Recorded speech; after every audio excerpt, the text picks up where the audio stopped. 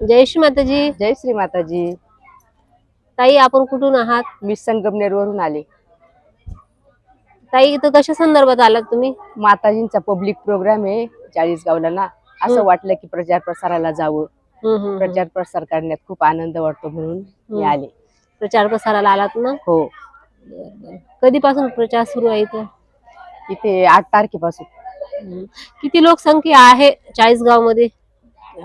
एकंदरीत लोकसंख्या नाही सांगता येणार, पण गाव खूप मोठं आहे. या ताई कुठून कुठून आल्यात प्रचाराला म्हणलात? म्हणजे बीड, जळगाव, पुणे, मुंबई, दिल्ली, खूप लांबून आलेले लोक. संगमनेर. ताई, आपण सहयोगामध्ये कधी आलात? मला 15 ते 20 वर्ष झाले. 20 वर्ष झालं. ताई, तुम्ही म्हणजे आता 20 वर्षापासून सहयोग करतात, तर तुम्हाला आतापर्यंत काय काय अनुभव आले? जसंच लहान मुलांनी, युवा शक्तींनी, यथाशक्तींनी यांनी जर सहयोग ध्यान केलं तर त्यांना काय काय फायदे होऊ शकतात, हे तुम्ही सांगा. युवा शक्तीने सहयोग केल्यावर त्यांच्या मनातील सर्व इच्छा पूर्ण होतात. छोटे छोटे मुलं जर असतील तर त्यांनाही सहयोगात शांतता मिळते.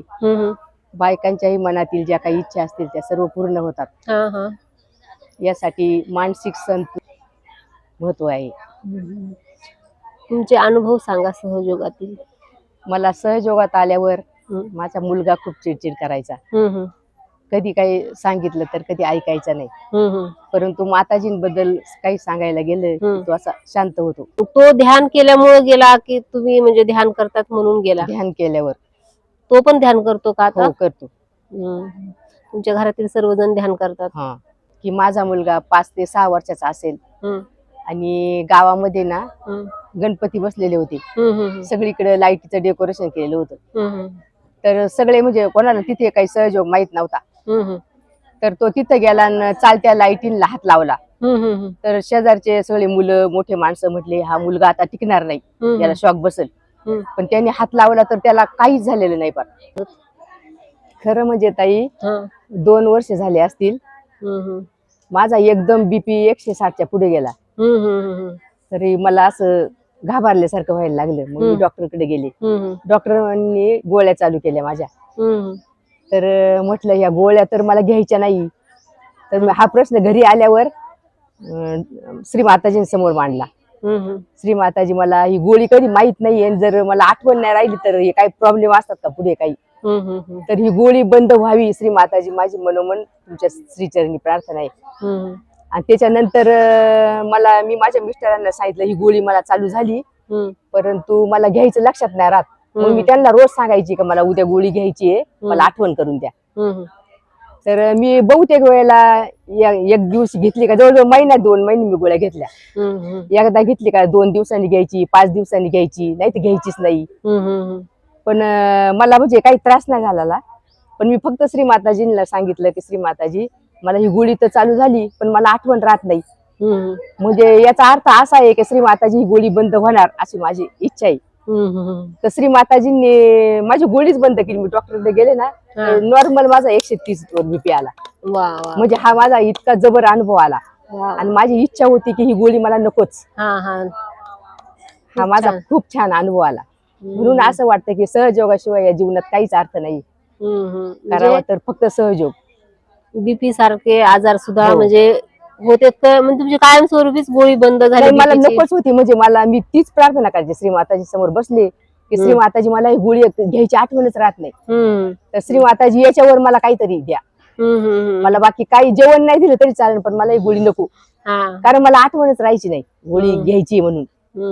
मी विसरायची नाही, तर मी माझ्या मिस्टरांना सांगायची की मला गोळी घ्यायची, मला आठवण करून द्या. म्हणजे मी जस काही त्यांना कामाला लावले असं मला वाटायचं. मनातील इच्छा तुमची पूर्ण झाली आहे, ती माझी श्री माताजींनी इच्छा पूर्ण केली. हो, तुमचा बीपी कमी झालाय, पण बरेच आजार जसे मायग्रेन, कॅन्सर, डायबिटीज आणि त्याच्यात आहे ना, म्हणजे जिथं जिथं हे पब्लिक प्रोग्राम असतात ना, म्हणजे बहुतेक आता जवळजवळ 1.5 वर्ष झालं असेल, जिथं मला जायचंय तिथं मला आडकाठीच आली नाही. म्हणजे काही ना काही सोय होणार. आता ही सुद्धा इकडे यायची जरा गैरसोय होती. तर मी म्हणायचे रेल्वेने जाऊ का बसने जाऊ, जोडीदार कोण काय कोण. पण ह्या ताई, बनवटे ताई म्हणून, तर त्यांच्याकडे गाडी फुल झाली त्यांची 5 सीटांची. तर यायची तर खूप इच्छा, आता काय करायचं. तर त्यांचा मला दुसऱ्या दिवशी फोन आला, एक सीट कमी झाली, तुम्ही येता का. आणि माझी इच्छा खूप होती, म्हणजे ते सीट कमी झालं आणि माझी तिथं जागा झाली. हा पण खूप अनुभव. आणि माझी इच्छा आहे खूप, म्हणजे खूप येण्याची. क्षणाक्षणाला अनुभव असते, फक्त शुद्ध इच्छा पाहिजे. आणि ह्या पब्लिक प्रोग्रामला आलं का म्हणजे घरचे मला आठवणच राहत नाही. वा वा, खूप छान, खूप सुंदर. आणि शिवाय ना म्हणजे मिस्टर आणि मुलगा घरी असतो, तर माझी म्हणजे गैरसोय होती जेवणाची त्यांच्याबद्दल. तर श्री माताजींनी शेजारीच मेसवाली एक मेंबर आणून ठेवली. तरी मला आता कुठे जायचं ना, मला काही प्रॉब्लेमच येत नाही. आपोआप म्हणजे सगळी व्यवस्था होते. आणि सहयोगात खरं म्हणजे मनापासून इच्छा पाहिजे आणि शुद्ध इच्छा पाहिजे, तर श्री माताजी खरोखर देतात, फक्त ते आपल्याला कळायला पाहिजे. वा वा. आणि मला पब्लिक प्रोग्रामला जायचं म्हणलं ना, मला अडचण कधीच आली नाही. जिकडे जायचं तिकडे. मग आता एवढ्याच मी म्हणजे सगळे प्रोग्राम केले, परंतु माझी इच्छा पूर्णच झाली.